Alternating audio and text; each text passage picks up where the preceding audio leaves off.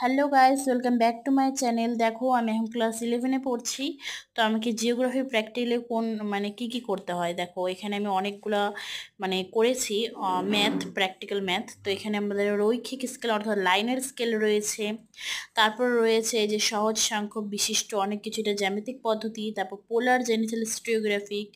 তারপর রয়েছে শঙ্কু টাইপের যে আছে তার ত্রিকোণটা।